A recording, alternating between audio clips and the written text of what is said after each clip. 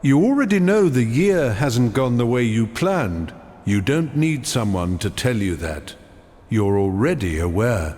The gap between where you are and where you thought you'd be by now isn't invisible. You feel it every time you think about what month it is and what you've produced since January. This video is not going to make you feel better about that. It is going to give you something more useful, a precise framework for what to do with what's left. Because here is the thing about a year you feel like you've wasted. It is not wasted until December. Right now, wherever you are in the calendar, there is still a significant portion of the year in front of you. Not enough to do everything you planned, enough to do the one thing that matters.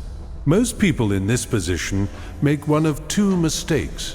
They either write off the year entirely, next year I'll start properly, I'll give this year's goals another shot in January, or they attempt a frantic catch-up that burns them out by the third week and confirms the narrative that they can't sustain anything.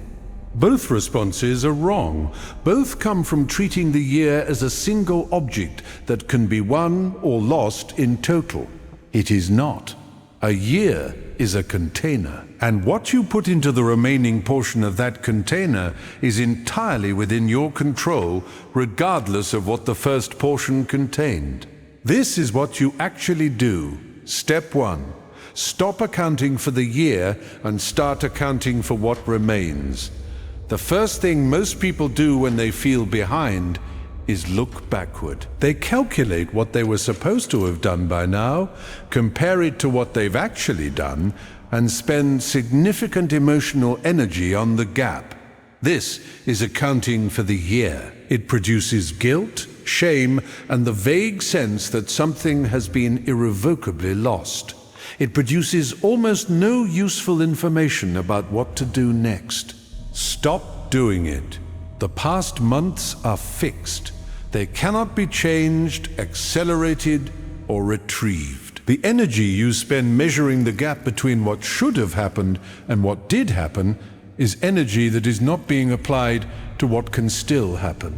The accounting is expensive and produces nothing. Replace it with this single question. Given everything I know about what I'm capable of, what is the most significant thing I can build in the time remaining? Not the most things. The most significant thing, one target, specific, achievable within the time frame you have. And chosen not because it rescues the year's narrative, but because it genuinely matters to where you're going. The question forces a reorientation from the past to the present moment.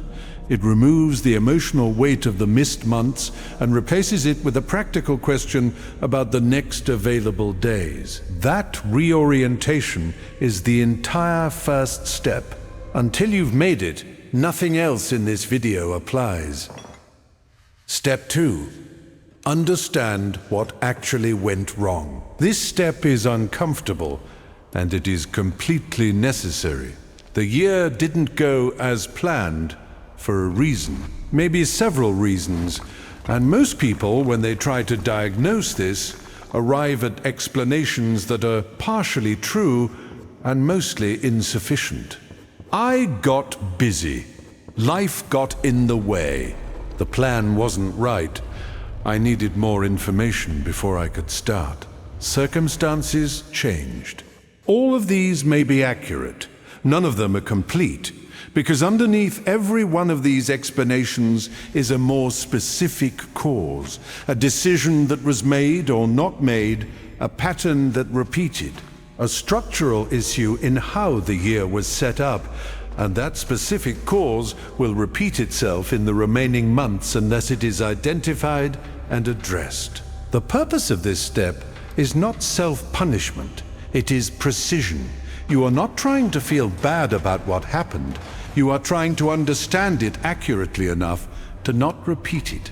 Ask yourself 3 questions. First, at what specific point did the year begin to diverge from the plan? Not the general period, the specific moment or decision.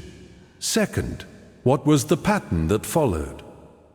When things went off track, what did you do next? Did you attempt to restart immediately? Did you disengage gradually? Did you replace the goal with something else? Third, is that pattern familiar? Have you seen it in previous years, previous projects, previous attempts? If the answer to the third question is yes, and it usually is, then you have found something more valuable than a diagnosis of this year. You have found a repeating pattern. And repeating patterns, once seen clearly, can be interrupted, not by willpower, by designing the next phase differently from the start. The year went wrong in a specific way. Know that way precisely. Then design around it. Step 3. Do not set new goals for the year. Set one commitment for the quarter. This is where most resets fail. The person who has felt behind all year enters a renewed motivation and immediately makes a plan that is as ambitious as the January plan was. Or more ambitious, because now they feel the urgency of catching up. New targets, new habits, new systems. The full scope of everything they wanted to build now compressed into the remaining months. Within 3 weeks, they are behind again. Because the scope is the same, the timeline is shorter, and the underlying pattern that caused the first derailment has not been addressed. The correction is radical reduction, not a plan for the rest of the year, one commitment for the next 90 days, not 5 things. 1. The single thing that if you actually did it consistently for the next 90 days would produce a result that genuinely changed your situation. Not the result you wish you'd have had by now, the result that actually moves your position. 90 days is specific enough to plan precisely, long enough to produce a meaningful result, short enough that the end is visible from the beginning, which removes the problem of the invisible middle that causes most multi-month efforts to collapse. Write the commitment in behavioral terms. Not a goal, a behavior. Not get fit, but work out 4 days a week for 45 minutes. Not build the business, but spend 2 hours every morning before anything else on the specific deliverable.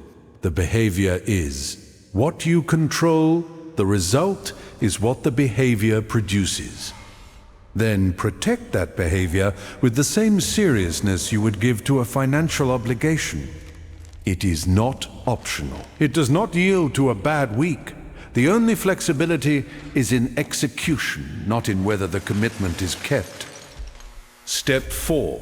Reduce your life to what the commitment requires. This is the step that separates the people who actually turn the year around from the people who make a plan and then wonder 3 weeks later why it isn't working. A commitment of the size required to produce a meaningful result in 90 days demands a significant reallocation of your time, attention, and energy. Not a small reallocation, a significant one.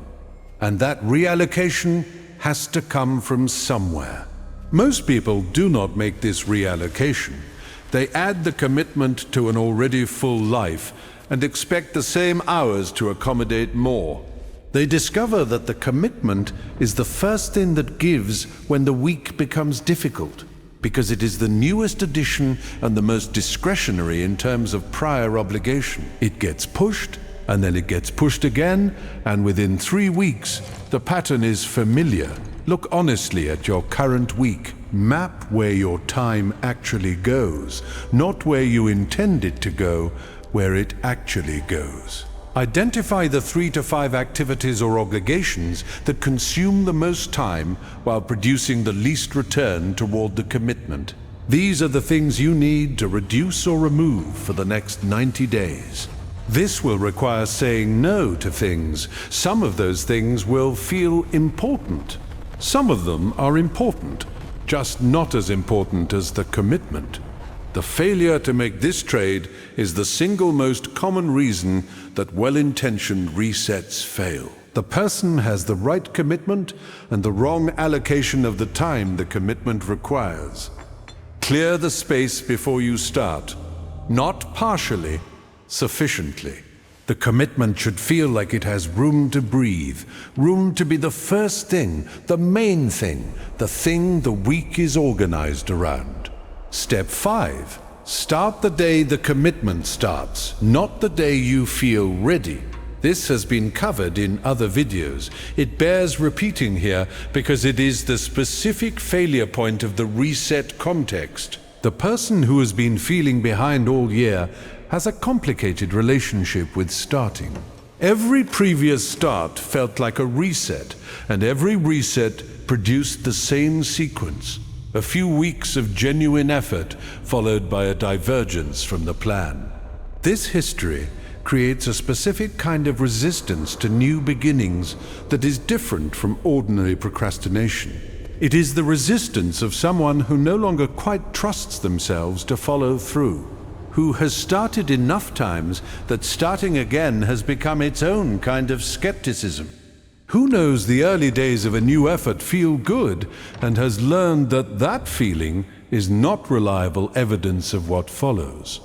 This resistance is not irrational. It is accumulated evidence, and it cannot be overcome by generating a better feeling about the start.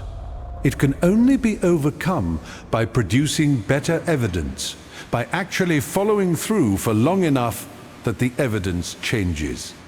Which means the start cannot wait for the confidence. The confidence comes from following through. Following through comes from starting.